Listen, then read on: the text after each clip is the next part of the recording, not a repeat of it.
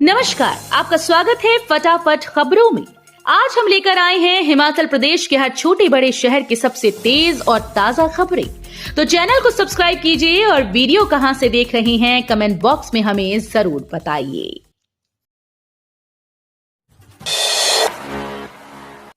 मुख्यमंत्री सुखविंदर सिंह सुक्खू बोले, 4 लेन बनेगा, झली नारकंडा हाईवे, सुरंगों का निर्माण होगा।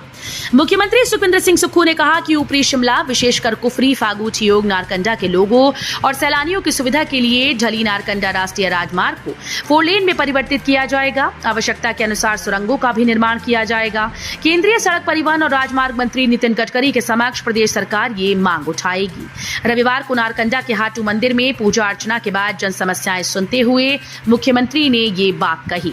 उन्होंने कहा कि सरकार हाटू मंदिर तक रोपवे स्थापित करने पर विचार कर रही है। पर्यटकों की संख्या बढ़ाने के लिए हाटू मंदिर सड़क को भी चौड़ा किया जाए। गर्मी की सब्जियों पर मार, मटर 80 तो 160 रुपए किलो पहुंचे फ्रांस बीन के दाम। गर्मी ने अब चारों ओर अपना सितम ढाना शुरू कर दिया। इसकी मार से सब्जियां भी छूती नहीं रही।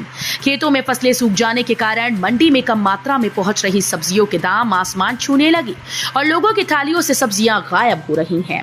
वहीं गृहिणियों के किचन का बजट भी गड़बड़ाने लगा। मटर के दाम ही 160 रुपए प्रति किलो पहुंच गए, जबकि फ्रांस बीन 80 रुपए प्रति किलो पहुंची। तड़के के लिए महत्वपूर्ण प्याज के दामों में भी उछाल आ गया और इसके दाम 50 रुपए प्रति किलो पहुंच गए। बताया जाता है कि सब्जियों की फसल सूखे के कारण खेतों में ही खराब हो गई।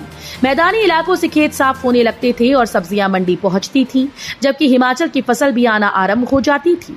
लेकिन इस बार गर्मी ने सारे रिकॉर्ड तोड़ डाले और लू की मार झेल रहे लोगों के साथ किसानों की मेहनत पर भी पानी फिर गया। एसी कमरे छोड़ अब फील्ड में उतरेंगे कृषि विशेषज्ञ। प्रदेश सरकार ने लिया बड़ा निर्णय। हिमाचल प्रदेश में कृषि विशेषज्ञों की एसीआर में उनकी फील्ड में प्रोग्रेस रिपोर्ट भी जुड़ेगी। ऐसे में अब उन्हें अपने कार्यालय के एसी कमरे में बैठकर नहीं, फील्ड में जाकर कार्य करना होगा व किसानों से संवाद करना होगा। इससे संबंधित निर्णय प्रदेश सरकार ने लिया और ये आदेश कृषि विभाग को जारी किए। साथ ही फील्ड में इस विशेषज्ञों के कार्य का आकलन करने के लिए पूरी योजना भी तैयार की। सरकार व कृषि विभाग के पास लगातार शिकायतें आ रही थी कि अधिकांश अधिकारी किसानों को उनकी जरूरत के अनुसार उपलब्ध नहीं हो पा रही। प्रदेश हाईकोर्ट ने सरकारी भूमि कब्जाने वालों को दिए किस्म बताने के आदेश। प्रदेश हाईकोर्ट में सरकारी भूमि पर अवैध कब्जों को नियमित करने से जुड़ी नीति की वैधता पर सुनवाई हुई। कोर्ट ने सरकारी भूमि पर बगीचे और भवन निर्माण करने वाले याचिकाकर्ताओं को 2 सप्ताह के भीतर कब्जाई गई भूमि की किस्म बताने के आदेश जारी किए। न्यायाधीश विवेक सिंह ठाकुर और न्यायाधीश बीसी नेगी की खंडपीठ ने अवैध कब्जाधारियों को शपथ पत्र दायर कर ये जानकारी देने के आदेश जारी कर दिए। कोर्ट के आदेशानुसार याचिकाकर्ताओं को बताना होगा कि उनके द्वारा कब्जाई सरकारी भूमि क्या वन भूमि है या शामलात अथवा अन्य किस्म की। प्रार्थी कृष्ण चंद्र साल्टा ने वर्ष 2014 में मुख्य न्यायाधीश के नाम पत्र लिखकर बताया था कि लोगों ने जंगलों को काटकर घर, खेत व बगीचे बना लिए और वन विभाग की मिलीभगत से इन्हें बिजली पानी के कनेक्शन भी मुहैया करवा दिए। सैलानियों से भरी राजधानी शिमला आने के लिए ट्रेन बनी पर्यटकों की पसंद। 20 जुलाई तक बुक रेलगाड़ियां। पहाड़ पर सुहावने सफर का आनंद लेने के लिए पर्यटकों की पसंद ट्रेन का सफर बन रहा है। इसका अनुमान इस बात से लगाया जा सकता है कि विश्व धरोहर कालका शिमला रेल ट्रैक पर शिमला आने वाली सभी ट्रेन 20 जुलाई तक बुक हैं। इस ट्रैक पर वर्तमान में 7 रेलगाड़ियां चल रही हैं। मैदानी इलाकों की गर्मी से निजात पाने के लिए, सुहावने मौसम का आनंद लेने के लिए पड़ोसी राज्यों से हजारों लोग शिमला आते हैं। सुंदरनगर 17, भुंतर 12 साल बाद सबसे अधिक गर्म। इस दिन से मिलने वाली है राहत।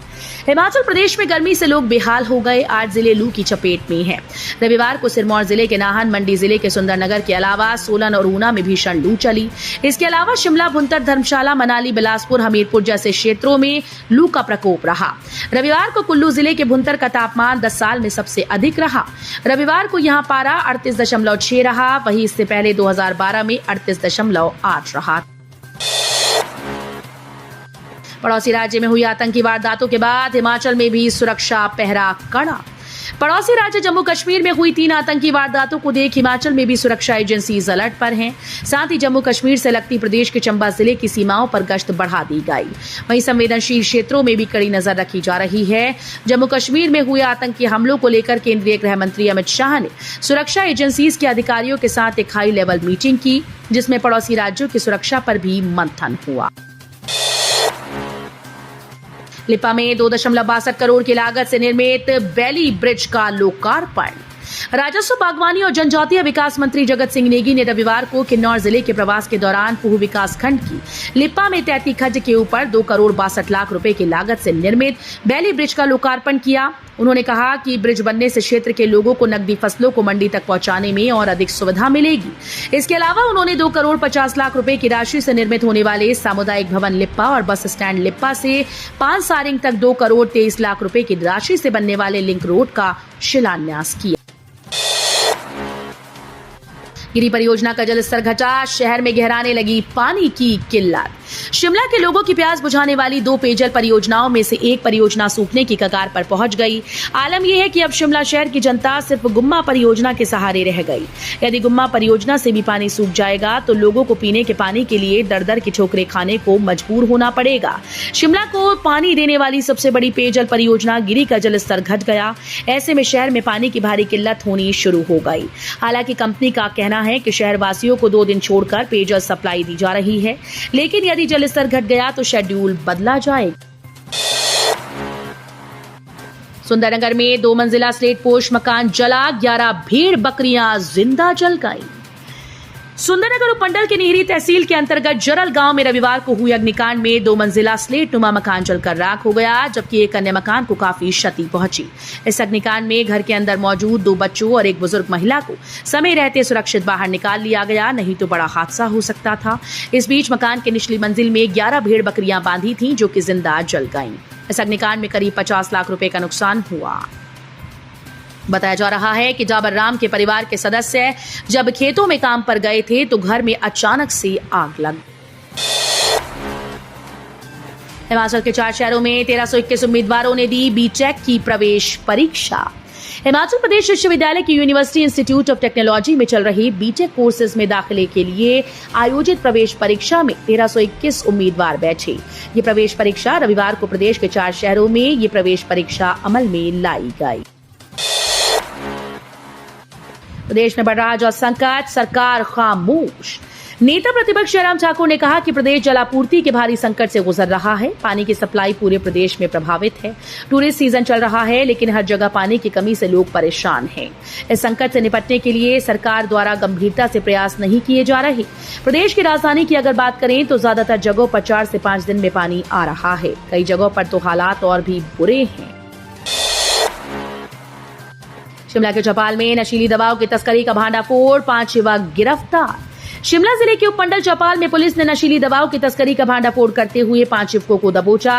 पुलिस ने इनके पास से 38 शीशियां कोडीन फॉस्फेट और ट्राइपोलिडाइन हाइड्रोक्लोराइड सिरप की भी जब्त की।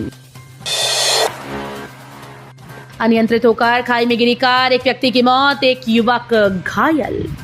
जिला सिरमौर के ग्राम पंचायत चोकर के गांव बादल के पास एक ऑल्टो कार अनियंत्रित होकर गहरी खाई में जा गिरी। हादसे में कार सवार एक व्यक्ति की मौत हुई, जबकि एक युवक घायल हुआ। मृतक की पहचान हंसराज 44 वर्षीय पुत्र भगतराम के तौर पर हुई, जबकि घायल की पहचान अंकुश 24 वर्षीय निवासी चारना के तौर पर हुई। घायल युवक को इलाज के लिए अस्पताल में भर्ती करवाया गया। घटना की सूचना मिलते ही पुलिस ने मौके पर पहुंचकर शव को कब्जे में लेकर पोस्टमार्टम के बाद परिजनों के हवाले कर दिया। तो ये थी आज की फटाफट खबरें। हम मिलेंगे अगले बुलेटिन में, तब तक के लिए धन्यवाद। जय हिंद।